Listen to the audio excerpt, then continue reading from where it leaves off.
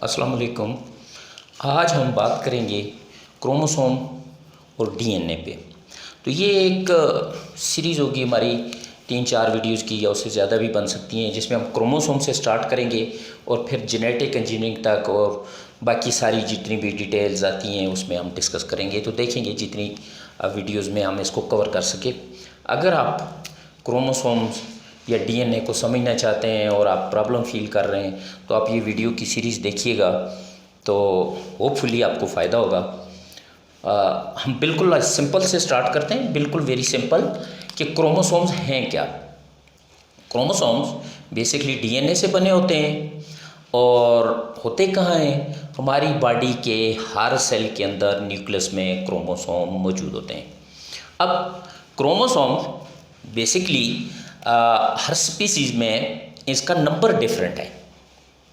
हर species के nucleus में जितने भी क्रोमोसोम का नंबर है वो डिफरेंट है। अगर आप सिंपली देखना चाहते हैं तो मॉस्किटो है, मॉस्किटो में सिर्फ 6 क्रोमोसोम्स होते हैं। इसके जितने भी सेल्स हैं हर सेल के न्यूक्लियस के अंदर 6 क्रोमोसोम मौजूद होते हैं। और अगर आप देखते हैं हनी बी को, हनी बी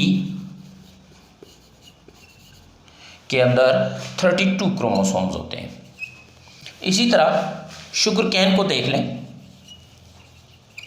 शुगर कैन के अंदर 80 क्रोमोसोम्स होते हैं। अगर ह्यूमन को देख लेते हैं,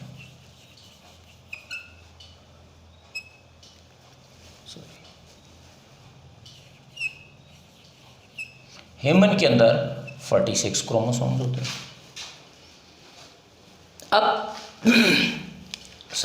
अब क्रोमोसोम का अगर हम स्ट्रक्चर देखते हैं तो क्रोमोसोम बेसिकली डीएनए से बने होते हैं। और इसमें क्या होता है, इसमें डीएनए, प्रोटीन्स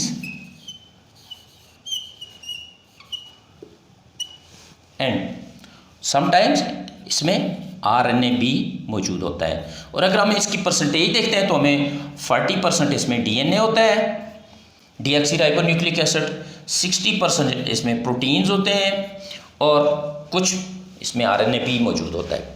अब ये तो है इसकी कंपोजिशन कि क्रोमोसोम बने किससे। अब क्रोमोसोम में जब ये कंपोजिशन होती है, इस कंपोजिशन से बन के ये एक पूरा थ्रेड लाइक स्ट्रक्चर बनता है, जिसमें हमने देखा हुआ है पहले आपने कि इसमें ये डबल स्ट्रैंडेड है। सिंपल करके अगर हम इसको देखते हैं तो ये डबल स्ट्रैंडेड है। ये इस तरह से बिल्कुल सिंपल नहीं है, लेकिन हम समझाने के लिए इसको कहते हैं कि जी ये डबल स्ट्रैंडेड है और इस स्ट्रक्चर में जा रहा होता है, जिसमें फॉस्फेट भी मौजूद होता है इसमें। फिर हम डीएनए की डिटेल में जब हम देखते हैं तो हमें बेसिस मिलती हैं, फॉस्फेट मिलता है, वो हम अलग से डीएनए की डिटेल्स में देखेंगे। फिलहाल हम क्रोमोसोम्स को समझने की कोशिश करते हैं। तो क्रोमोसोम्स जब ये इस तरह से मौजूद हैं हर न्यूक्लियस के अंदर, तो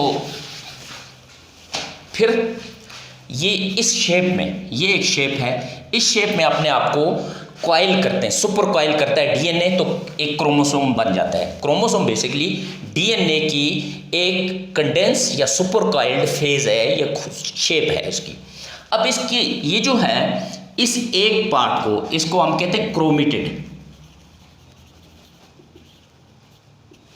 और ये सिंपली दूसरा क्रोमेटिड है, अगर आप कह ले तो ऐसे है। और इसके दरमियान में ये जो रेड आपको स्पॉट बनाया हुआ हमने, तो ये है सेंट्रोमियर। सेंट्रोमियर, इसको हम प्राइमरी कंस्ट्रक्शन भी कहते हैं। समटाइम्स क्रोमोसोम में किसी भी जगह पे, इस जगह पे, इस जगह पे, इस जगह पे एक और कंस्ट्रक्शन भी बन जाती है, सिकुड़ जाता है क्रोमोसोम, उसकी खास रीजन है। तो ये इसको हम कहते हैं सेकेंडरी कंस्ट्रक्शन।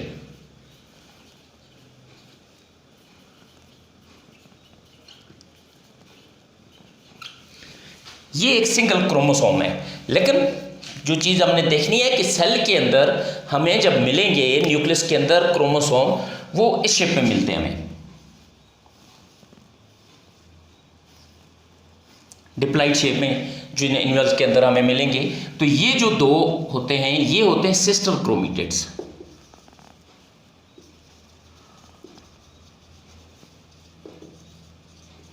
इसी तरह ये आपस में सिस्टर क्रोमेटिड्स हैं।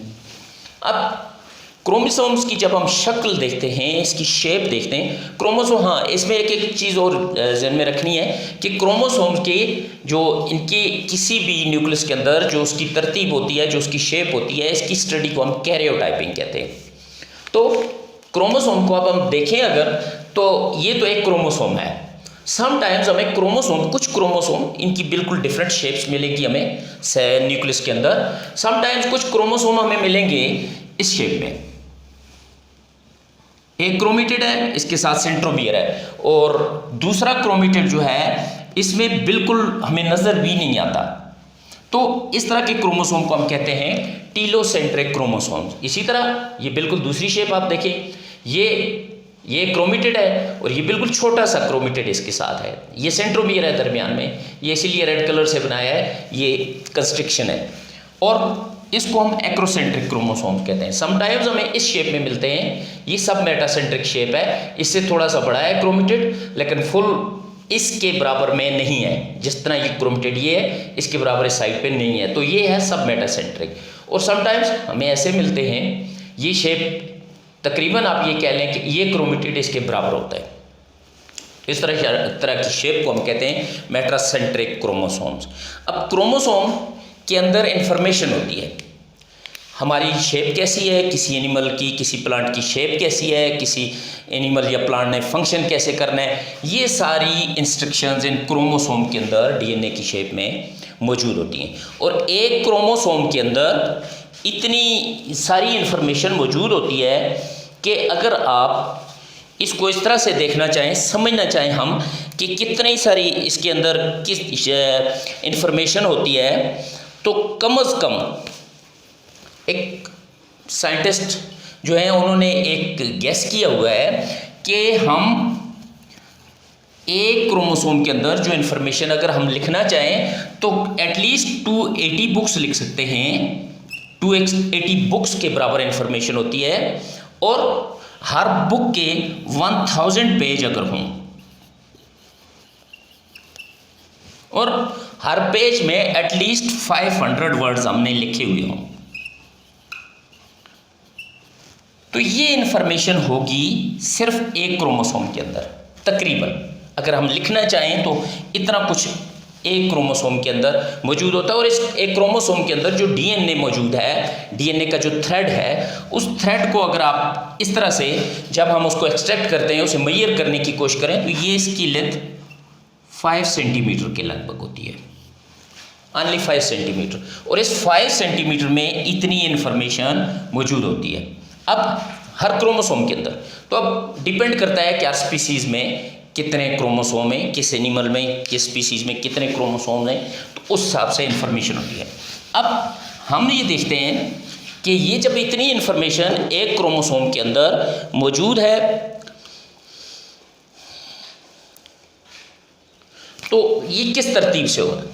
ये ऐसे है कि ये जो डीएनए का थ्रेड है, अगर आप इसको ऐसे बना लें, और हम समझने के लिए हम इसको यहाँ सिंपली इस तरह से कर देते हैं, तो 8 हिस्टोन प्रोटीन्स होती हैं। ये प्रोटीन्स हैं, ये वाली, इसके पर जाकर ये ऐसे कॉइल होगा और यहाँ से फिर निकलेगा। तकरीबन 200 न्यूक्लियोटाइड्स होते हैं ये इसके ऊपर, इससे यहाँ तक या दूसरी प्रोटीन होगी, और इसके ऊपर फिर ये ऐसे कर कॉइल होगा, और फिर यहाँ फिर प्रोटीन का मॉलिक्यूल होगा, हिस्टोन प्रोटीन जिसे हम कहते हैं, ये उसके ऊपर फिर कॉइल होके फिर ऐसे निकलेगा। तो ये थ्रेड इस तरह से बना होता है। अब अगर हम इस प्रोटीन को इस तरह से अलग कर दें, तो ये है हिस्टोन प्रोटीन, जिसके ऊपर ये कॉइल हुआ है, और तकरीबन ये 200 न्यूक्लियोटाइड्स हैं।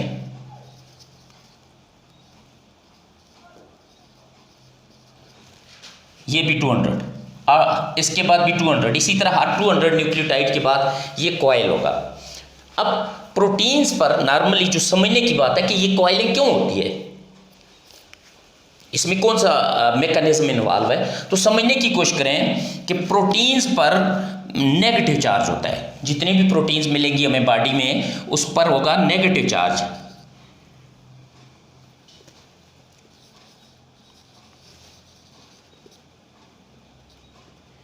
नेगेटिव चार्ज होगा, और हिस्टोन प्रोटीन जो होती हैं इन पर उसके अगेंस्ट होता है, पॉजिटिव चार्ज होता है। अब जो पॉजिटिव चार्ज हिस्टोन प्रोटीन पर है, ये जो थ्रेड है इसमें नेगेटिव प्रोटीन, इसमें सारी प्रोटीन्स भी मौजूद हैं दूसरी जिन पर नेगेटिव चार्ज है। तो फिर नेगेटिव और पॉजिटिव जब एक दूसरे को अट्रैक्ट करते हैं तो ये तो आपको पता ही है, तो उस चार्ज की बेस पे ये उसके ऊपर कॉइल हो जाता है। और चूंकि उसका डाया इतना होता है, उसका साइज़ इतना होता है कि इसके ऊपर इसके बाद जब इसकी कॉइलिंग से इसके से ज़्यादा हो जाती है कॉइलिंग, तो फिर ये आगे चला जाता है और दूसरे पे कॉइल करता है, और इस तरह ये कॉइलिंग इसकी होती रहती है। और ये इसी तरह से अब इस सारे को हिस्टोन प्रोटीन प्लस ये जो डीएनए का थ्रेड है इसको मिला के हम कहते हैं न्यूक्लियोसोम।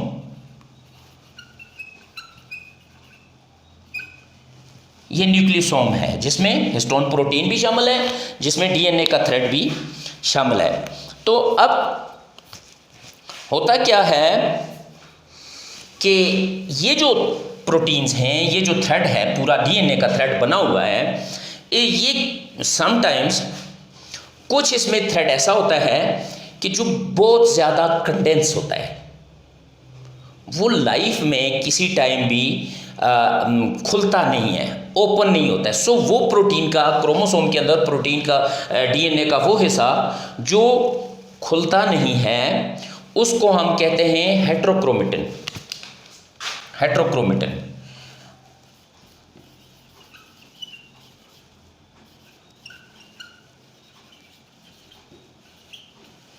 जबकि कुछ प्रोटीन्स ऐसे हैं जो नॉर्मली जब सेल डिवाइड नहीं हो रहा होता तो उस वक्त वो उनका अनवाइंड होते हैं, खुला होता है उसका थ्रेड, और उस थ्रेड के खुलने की वजह से वो प्रोटीन्स जो होते हैं वो ओपन होते हैं, और फिर उससे जितनी इन्फॉर्मेशन है वो ट्रांसफ़र होती है सेल के अंदर, सेल के साइटोप्लाज्म के अंदर, और वो सारे जो बॉडी के हमारे फंक्शन परफॉर्म कर रहे होते हैं वो उस प्रोटीन की वजह से हो रहे होते हैं। जो थ्रेड ओपन होता है नॉर्मली उसको हम कहते हैं यूक्रोमेटिन।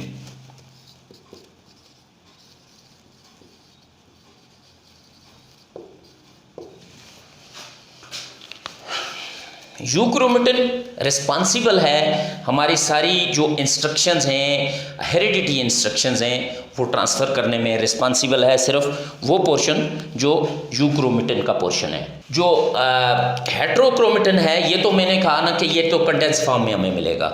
जो यूक्रोमेटिन है ये सिर्फ कंडेंस फॉर्म में होता है जब सेल डिवाइड हो रहा होता है, उस वक्त ये कंडेंस फॉर्म में होता है। क्यों? उस वक्त इसकी रेप्लिकेशन कंडेंस होने की बेस पे इजी रेप्लिकेट हो जा मूव कर सकते। क्रोमोसोम का थ्रेड जब अनवाइंड होगा और उसमें से डीएनए बन जाएगा, सेल के डिफरेंट फेजेस हैं जिसे जी फेज़ कहते हैं, एस फेज़ कहते हैं, सिंथेसिस फेज़ जिसमें डीएनए बनता है, और फिर सेल डिवीजन का जो फेज़ आता है उस फेज़ में, तो उस वक्त ये कंडेंस होता है जब क्रोमोसोम इजीली पैक होते हैं, मूव होते हैं। सेल डिवीजन के वक्त हमें यूक्रोमेटिन नज़र आता है। तो ये सारा है क्रोमोसोम से रिलेवेंट। इसके बाद अगली डिस्कशन इंशाल्लाह हमारी होगी डीएनए पे।